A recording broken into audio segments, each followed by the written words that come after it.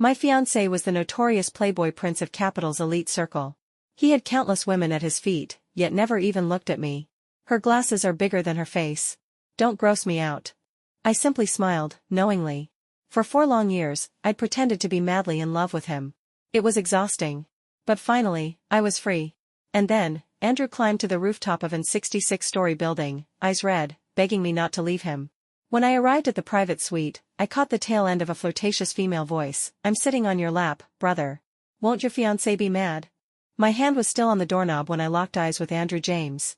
A girl in tiny denim shorts straddled his lap, clinging tightly to him. Andrew lounged lazily on the sofa, looking past her bare shoulders directly at me. Not the slightest hint of panic, just a smirk that curled at the corners of his mouth, eyes full of mischief. "Hey, fiancé, are you mad?" The room froze. Everyone stopped what they were doing and stared at me, eager to see how the unwanted official would react. The girl shifted her gaze toward me as well, but only tightened her grip around Andrew's neck, her arms smooth and pale, a blatant display of challenge and disdain. I took a deep breath and stepped forward. "Get off." My voice was cold, leaving no room for negotiation. Tension instantly filled the room. Someone turned off the music. The silence was sharp enough to hear a pin drop. Even one of Andrew's lackeys nervously swallowed. "Be boss's fiancé?" The girl finally looked startled, caught in the act. She spoke with a pitiful pout, "Young Master James." Andrew hadn't expected me to be so forceful tonight. His brows furrowed slightly, and he raised one in amusement. I clenched my fists. But when I spoke again, all my earlier strength had disappeared. He injured his leg. Don't sit on it too hard." I explained weakly, adjusting my glasses in an effort to hide my nerves. The room burst into howling laughter. "I thought boss's fiancé got possessed tonight. Turns out she's still the same lovesick fool. Young Master James, teach us your ways. How do you get a woman to worship you for 4 years without complaint? Is it because you're just that good in bed?" Andrew let out a scornful snort. "Her? She wishes. Those glasses are bigger than her face. Gross. God knows why my mom picked her." Their laughter grew louder and more cruel. The girl on Andrew's lap not only didn't get off, she wriggled closer, laughing so hard she nearly doubled over, more brazen than ever.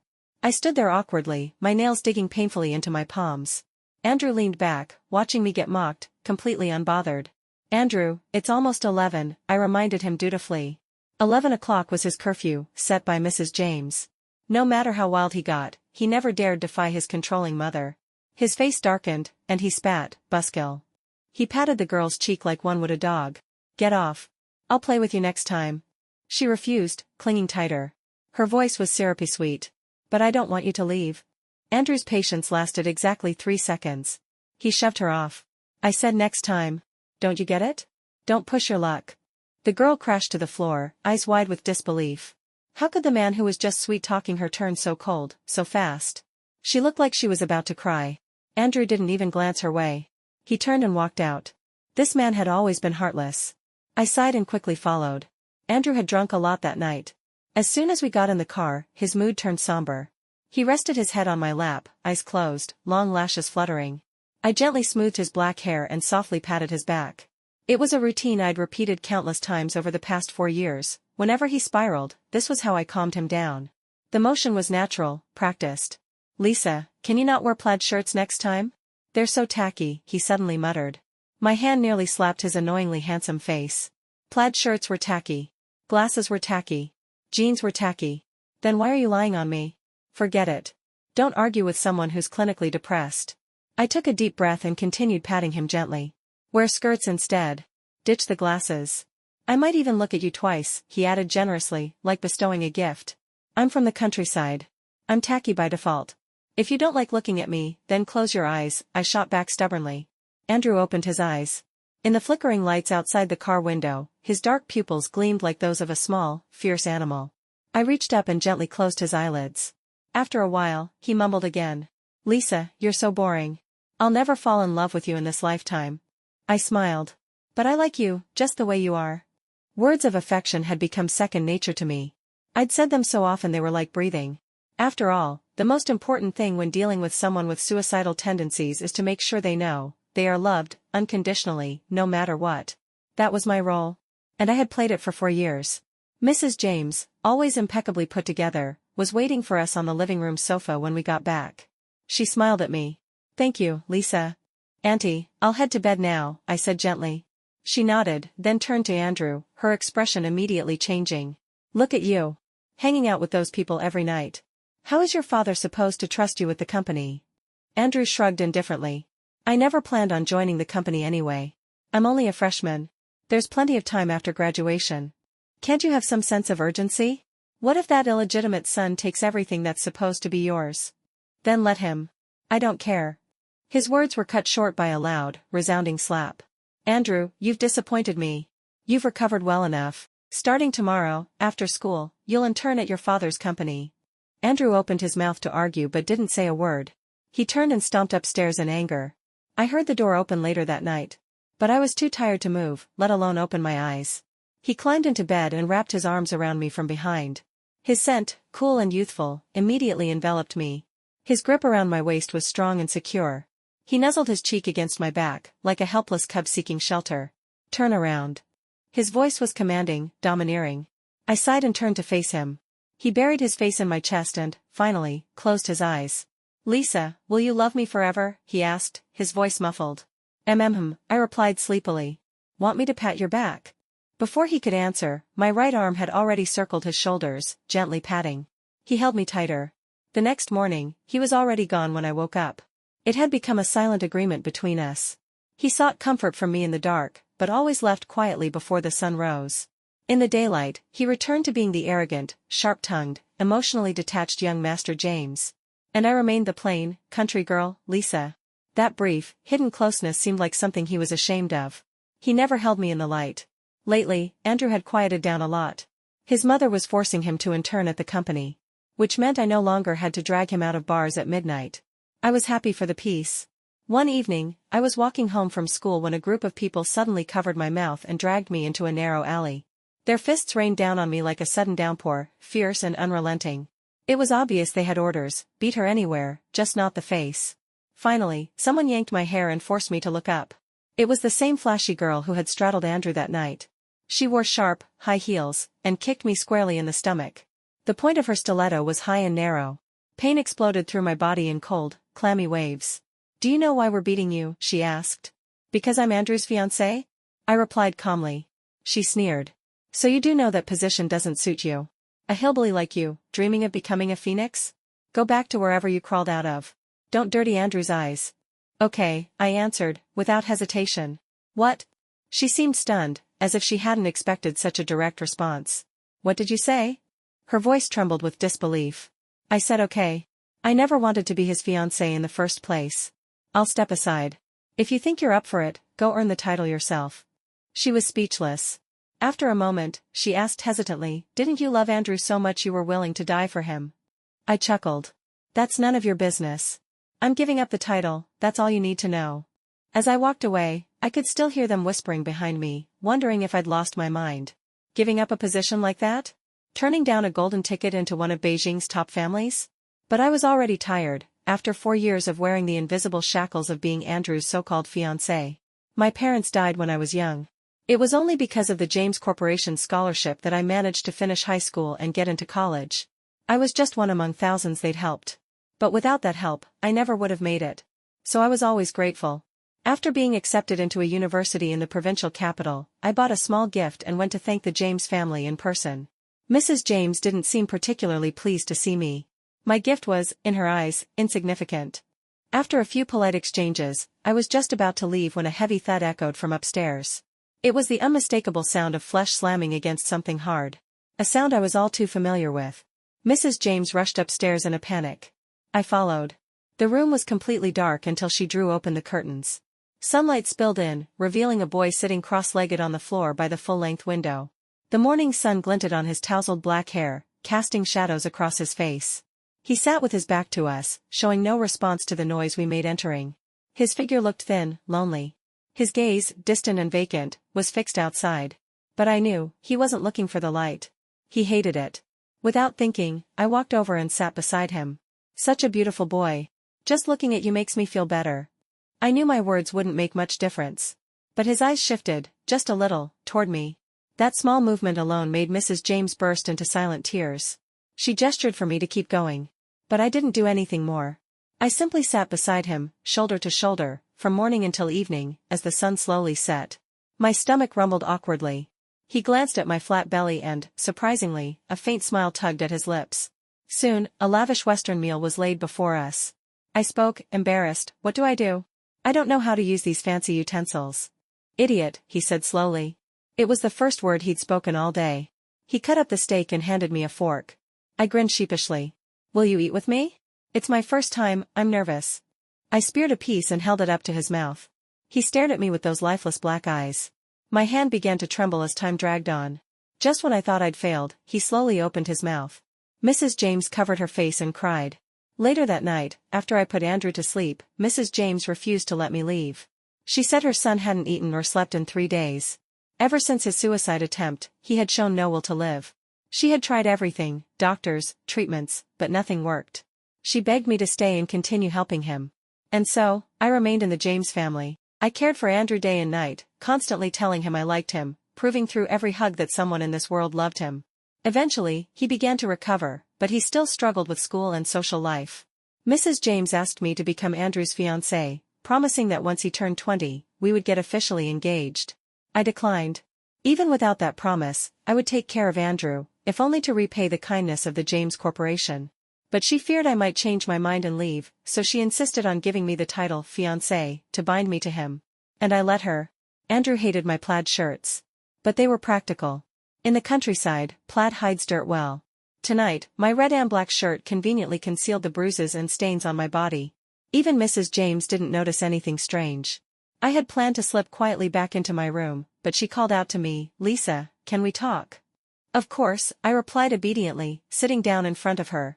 Lisa, Andrew turns 20 next month. She looked at me, waiting for my reaction. But I was in too much pain. Just clenching my teeth to endure it had drained me.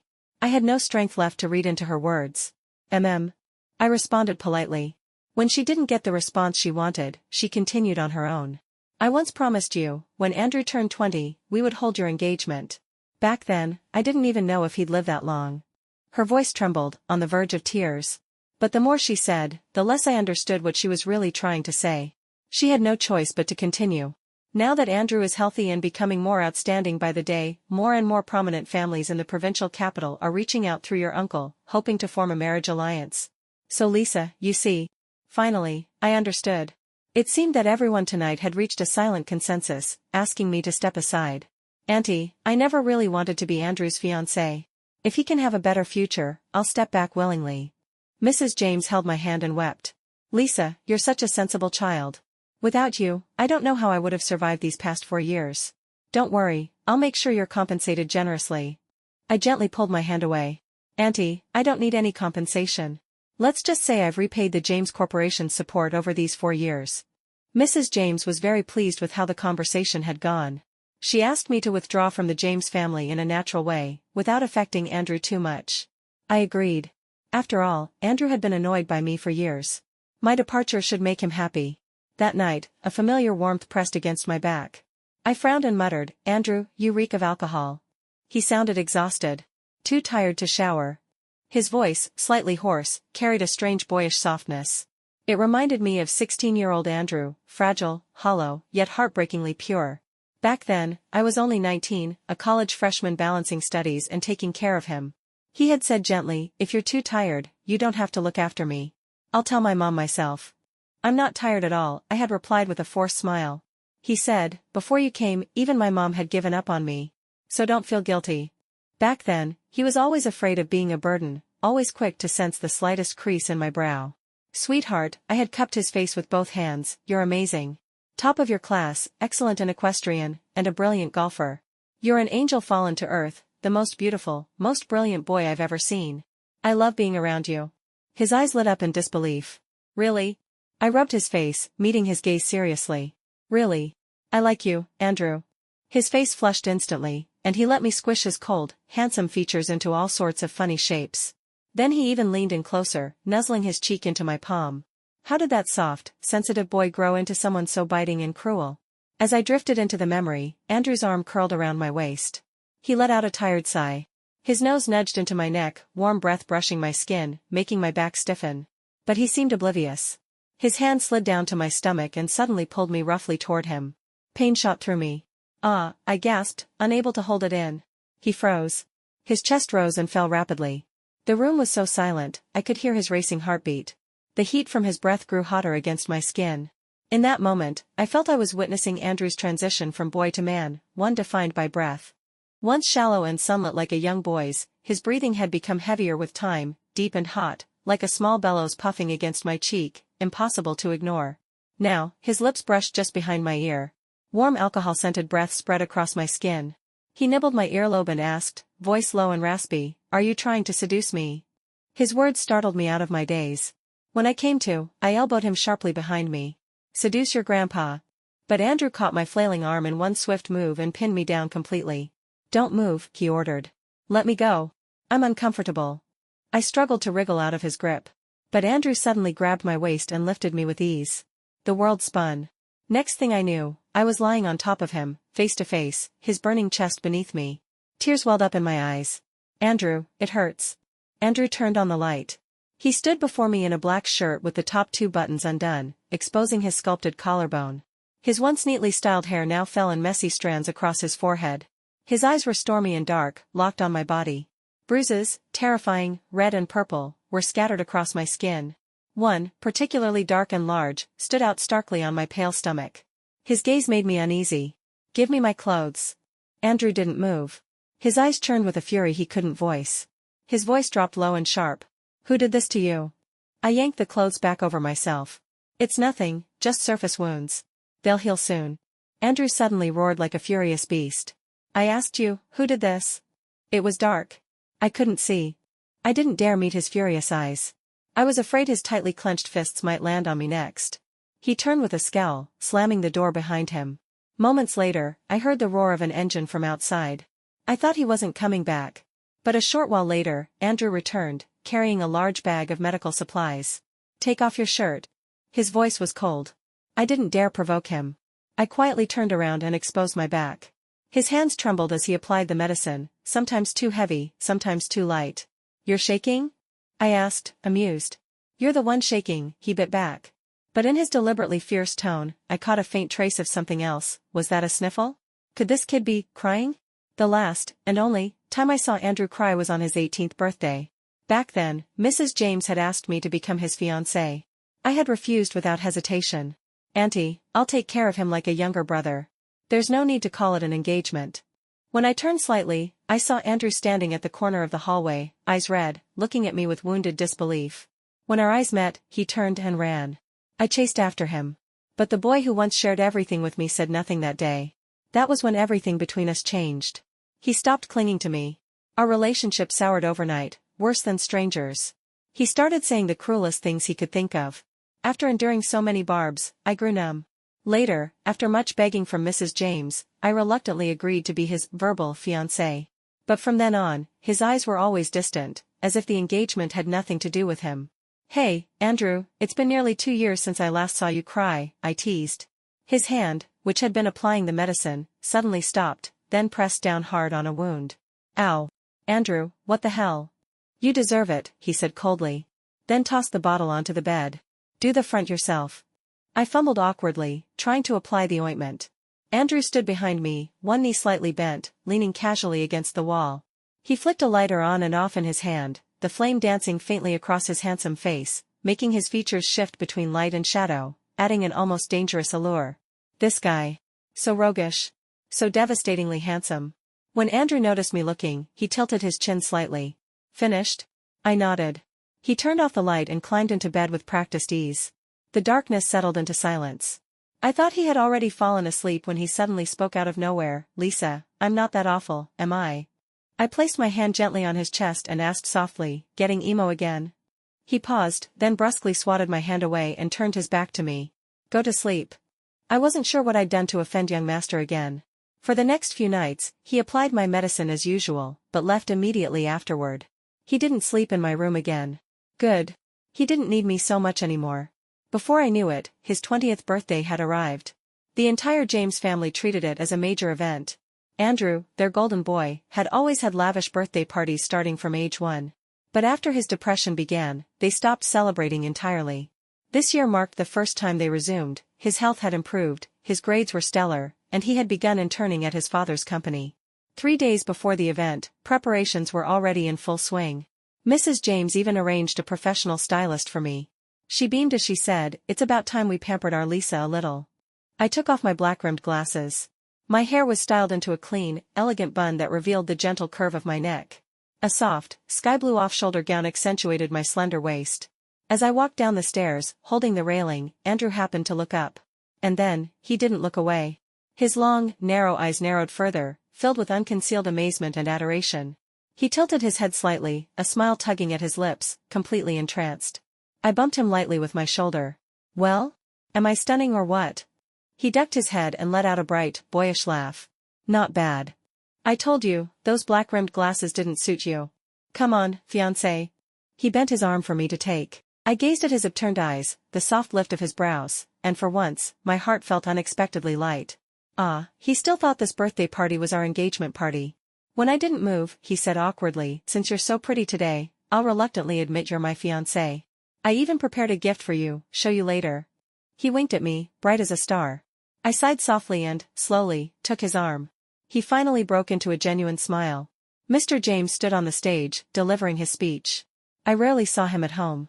Rumor had it he had a mistress who doted on him so well, he had no desire to return. Later, that woman even bore him a son. Mrs. James's position had become precarious ever since. So she doubled down on molding Andrew into the perfect heir, pushing him until he broke. Now that Andrew had regained his brilliance, Mr. James looked proud as ever, addressing the guests with a glowing smile. "Today, besides being my son's 20th birthday, we have another important announcement." Mr. James glanced at me, deliberately or not, and I smiled and nodded. "Lisa, this remarkable and kind-hearted girl, has stood by our family through many difficult years. She's never wavered, and for that, she's a true blessing to the James family. So we've decided." Andrew straightened his back, face composed and smiling faintly. But I knew, he was nervous beyond belief. The arm I held onto was stiff, his large hand wrapped tightly around mine, so tightly his knuckles turned white, his palm slick with sweat. Mr. James paused for effect, then continued, "We've decided to adopt Lisa as our goddaughter. She will be treated as our own, and we will prepare a generous dowry for her future." The moment those words landed, Andrew turned to look at me in disbelief. His eyes were full of shock. Mr. and Mrs. James had already pulled out a thick red envelope, smiling as they looked at me. I gently withdrew my hand and stepped forward with composure. "Godfather. Godmother." Both elders smiled so wide their eyes nearly disappeared, handing the red envelope into my hands. Someone in the crowd whispered in confusion, "Wait, wasn't Lisa supposed to be Andrew's fiancée? How did she become their goddaughter?" Mrs. James responded with poise and grace, "Fiancé? Just rumors. How could Andrew have a fiancée at his age? The two of them have always addressed each other as siblings. Andrew, go on, call her sister." Andrew still seemed dazed, his beautiful eyes flicking between me and his parents, clearly lost. We all stood there smiling, waiting for him to say something. He stumbled a little, barely catching himself. "Sister? Huh, right. Sister." Then he turned to me, eyes cold and sharp like blades, as if trying to find any cracks in my expression. I looked back at him with a calm smile, not flinching. Finding nothing, he scoffed and stormed away. Mr. James continued leading us through the room, introducing his exceptional son and newly adopted daughter. People offered their congratulations, sincere or not, Mrs. James accepted them all with grace. Eventually, we stopped before a middle-aged man with a kind face. After 4 years in the James family, I could tell, this man was tonight's honored guest. Sure enough, Mr. James greeted him with extraordinary warmth. The man, in turn, pushed forward a young girl in a white dress. Of course. White was always reserved for the princess. "This is my daughter, Emily Price, also a college freshman. Emily, this is Andrew, the one I've told you so much about. You should learn from him, stop playing around so much," Mr. Price said indulgently. The girl named Emily was blushing furiously, not even daring to meet Andrew's eyes. She mumbled a shy, "Brother Andrew," and her face turned even redder. Both families broke into delighted laughter. Looks like, half the arrangement was already done. If it weren't for the icy look that never left Andrew's face, I would have thought the engagement between him and Emily was going to be settled tonight. I tried to keep a low profile, quietly following behind the group. Then, from the other side, a tall young man stepped forward. "Lisa, is that really you?" he called out excitedly as he approached. "Mason?" I blinked in mild surprise. My major in college was psychology. Mason studied economics, but during his junior year, he picked up psychology as a minor. We had a few classes together. I remembered chatting with him briefly while collecting homework. I never expected to run into him here. Andrew, who had worn a blank expression all evening, suddenly closed the distance in a few quick steps. He positioned himself in front of me protectively, blocking half my body. His face was dark as he stared at Mason. Who is he? Hi, I'm Mason. I'm Emily's brother, and Lisa's classmate. Mason offered a friendly hand. Andrew shot him a frosty glance, then turned away without acknowledging the gesture. Mason awkwardly rubbed the bridge of his nose but didn't take offense. Lisa, would you mind giving me a tour of your garden? I heard Andy has a huge rose garden out back.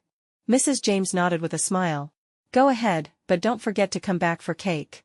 As we left the banquet hall, I could feel a shadowy gaze burning into my back. I tugged Mason's sleeve, signaling him to hurry up. He understood, gently grasping my wrist. Once we were out of sight, I quietly pulled my hand away. Mason looked down at his now empty palm with a soft sigh, but then smiled. That was already a big step. What? I was puzzled. You never even looked at me before. But today, you actually held my hand. That's progress, isn't it? I frowned slightly. Are you always this forward with girls? Honestly, when it came to flirting, no one could top Andrew. That face of his, like something out of a dream, combined with his effortless charm, had him gliding through crowds of admiring girls with ease. I'd seen him make girls blush in 3 sentences flat. I'd seen one light tap on the nose leave a girl staring like she'd seen fireworks. So Mason's attempt didn't leave me shy or flustered, it just made me uncomfortable. I didn't like being approached so casually by strangers. Seeing my reaction, Mason's expression visibly panicked. Lisa, don't get me wrong. I wasn't trying to be inappropriate, I just never knew how to talk to girls. You were always rushing between classes, and every time I tried to say hi, your cold eyes shut me down before I even got the words out. So even though we were in the same classes for 2 years, I barely said a word to you. I'm not the kind of guy you'd hate, really. The tall boy in front of me was trying so hard to explain himself, visibly anxious, nothing like the confident guy who had approached me minutes earlier. I couldn't help but chuckle. Looks like I misunderstood you. Come on, I'll show you the rose garden. Mason was very polite. When I spoke, he leaned in slightly, listening intently with a respectful tilt of his head. He reached up to gently push aside a branch above my head, then smiled at me. Lisa, are you really not Andrew's fiancé? I shook my head. That's great. He beamed, eyes curving with delight. I looked at him curiously. Mason's eyes were a lighter shade, his presence far less intense than Andrew's. He looked at people gently, and his voice had a soft, comforting warmth. You might not believe this, he said, but I chose to minor in psychology during my junior year just so I'd have more chances to see you. But later someone told me you were Andrew's fiancé. I was really disappointed, but there was nothing I could do. Now I know, you're just his sister. And since my dad wants to pair my sister with Andrew, that means I'm finally free to chase after you. I'm not interested in dating, I cut him off without hesitation. Mason opened his mouth to say something more, but I interrupted coldly, let's go back. They're about to cut the cake. Disappointment filled his eyes. The corners drooped, casting soft shadows over his delicate features. When we returned to the hall, a waiter was pushing in a gorgeous cake cart. The 5-tier cake was decorated with fresh roses, enough to make anyone's heart flutter with joy. As the cart passed in front of me, I instinctively leaned forward to get a better look. Suddenly, someone shoved me hard from behind. Off guard, I stumbled into the cake. The towering layers collapsed with a dramatic thud. I landed right in the middle, face and body covered in cream and frosting. Gasps erupted around the room. Guests quickly scattered, worried about getting splattered. I tried to get up, but my feet slipped again, and I tumbled awkwardly back into the mess, my face now even more comically covered in whipped cream. How humiliating. I looked up helplessly, and locked eyes with Andrew. His face was filled with unmistakable alarm. He was about to step toward me, but Mrs. James reached out and grabbed his arm. Her eyes met mine, disapproval and warning clear as day. I had ruined the birthday party. She was furious. And she had no intention of letting her son embarrass himself with me any further. A bitter smile tugged at the corner of my lips. I tried again to get up. A figure crouched down in front of me. Mason's face was full of concern. Can you stand? I forced a small smile. Doesn't seem like it. Pardon me, then. He swept me into a princess carry. I'm getting frosting all over your clothes, I said nervously. He looked down at me with those warm, calm eyes. You don't seem like the type to care about that. I wiped a handful of cream from my face. Still, I should at least say something polite, shouldn't I? My room's upstairs. And so, under the gaze of dozens of people, Mason lifted me from the fallen cake and carried me upstairs, unfazed by the stares. After I showered and came out, he had already taken off his suit jacket, revealing the crisp white shirt underneath. but his trousers and collar still bore smudges of cream. "I'll go get you a change of clothes from Andrew's room," I said, turning to leave. But Mason suddenly pulled me back, gripping my hand tightly. His eyes were filled with deep emotion. "Today, I'm really happy, because I'm the one standing beside you." I couldn't help but laugh. Is that something to be proud of? Though I hadn't known Mason for long, he truly was a gentle soul, someone who respected my decisions and carefully protected my dignity. To be his girlfriend? I imagined, would mean being cherished to the skies. "What are you two doing?" Andrew's voice cut through the air as he pushed the door open, only to see Mason and I holding hands. I instinctively tried to pull my hand back, but Mason held on tightly. This time, he didn't act like the modest, easygoing boy who had once faced Andrew's hostility. Though his tone remained calm and his face warm, his words held power. "We're holding hands, can't you tell we're a couple?" "Let go of her," Andrew growled, his face darkening. "No," Mason replied. "It took me forever to hold this hand. Why should I let go?" He looked down at me with eyes so tender I couldn't meet his gaze. My cheeks burned, and I lowered my head. I said, "Let her go." Andrew roared, and the next second, his fist smashed into Mason's cheek. This time, Mason didn't hold back. He retaliated without hesitation. The two of them tangled into a full-on brawl, and no amount of shouting could stop them. It seemed Mason had been bottling up his frustration for a long time, and now, he let it all pour out. "Andrew, who the hell do you think you are? Even if she weren't your so-called sister, even if she were a complete stranger, when she fell into that cake, you should have pulled her out. Who are you to be giving me orders?" Andrew froze, struck in his most vulnerable place. Slowly, he lowered his fists, stopped resisting, and allowed Mason to land a few more blows without fighting back.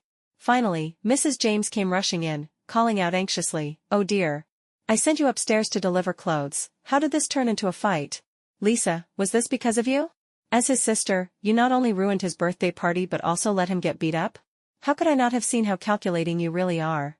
Mason stopped, chest heaving, his eyes brimming with contempt. Andrew slowly turned his bruised, swollen face toward his mother. Disbelief twisted his expression. "Mom, didn't you see? She was pushed into the cake. And yet you blamed her? She stayed with us for 4 years, and today, you wouldn't even let me go help her because you were afraid of embarrassment. Our family gave her $3,600 in aid. She paid that back years ago. Our maid earns more than $10,000 a month. Just because she has no parents, we think we can treat her like this." I bit my lip hard, forcing myself not to cry. All these years in the James household, no matter how wronged I felt, I never let myself cry out loud, because then they'd say I was being dramatic. Andrew would snap at me, call me ugly, say I was always making trouble. But this time, tears poured down like beads from a broken string. I couldn't stop them, no matter how hard I tried. Mason pulled me into his arms, gently patting my back. "If it hurts, cry," he whispered. My tears soaked into his shirt, and his body heat seeped through the damp fabric, warming my cheek. His large, steady hand smoothed over my head. Under his calming touch, the storm inside me slowly began to quiet.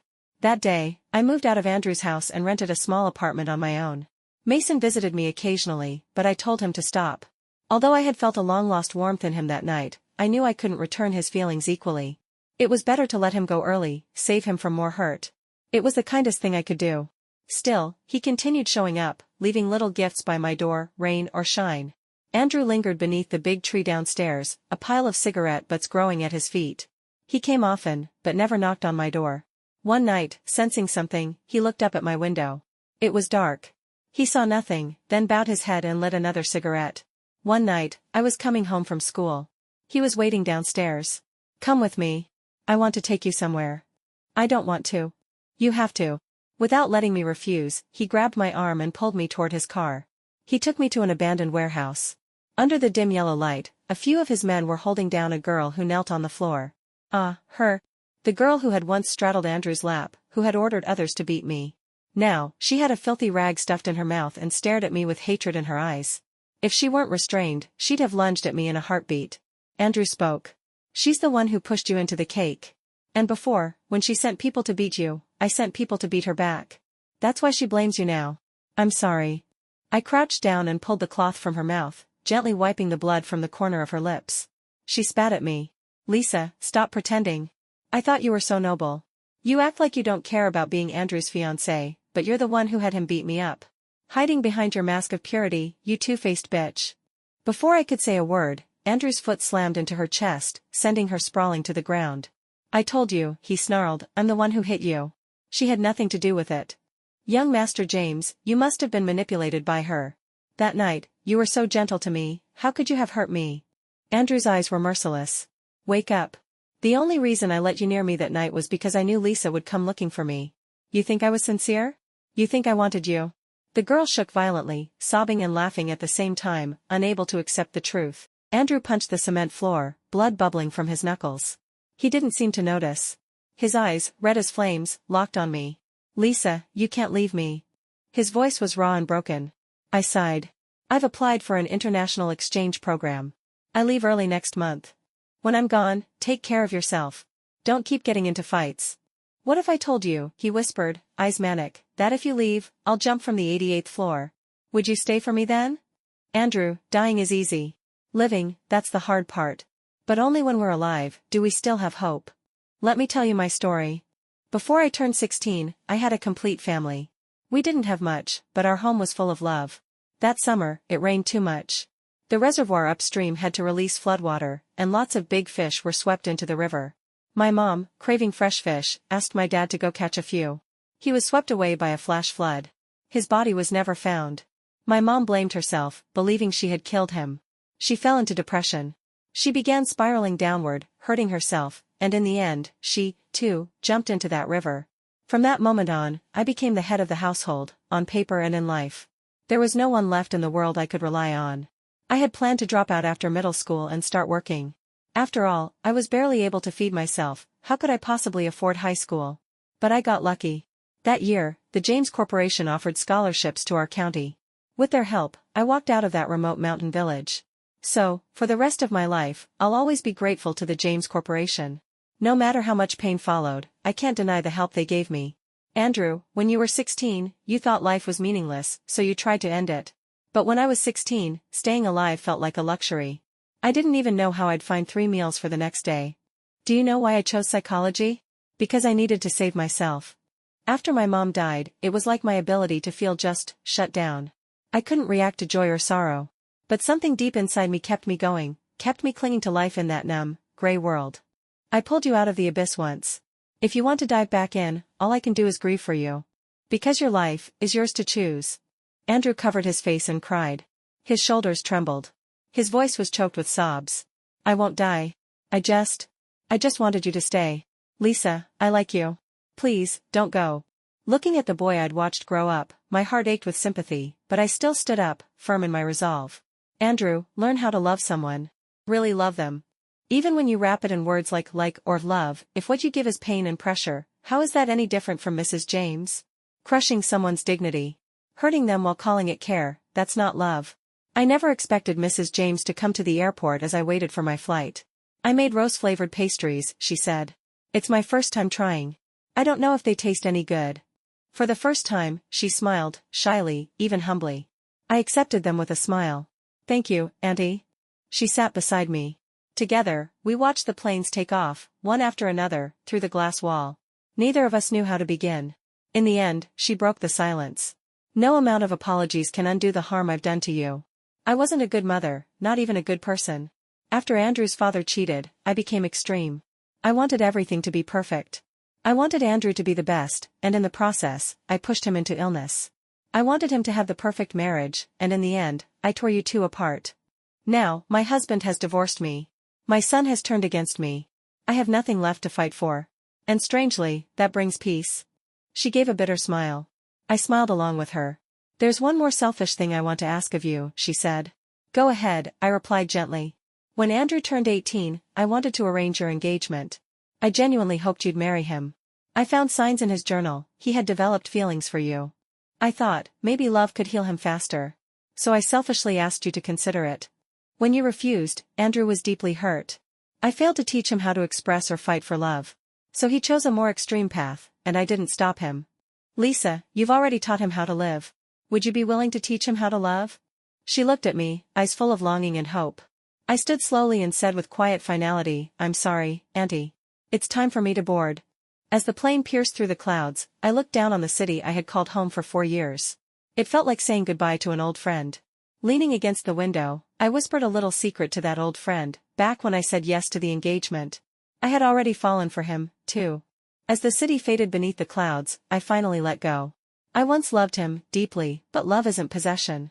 If he ever learns to love with gentleness, with respect, maybe then, someone better than me will stay. For now, I choose myself, and this new beginning,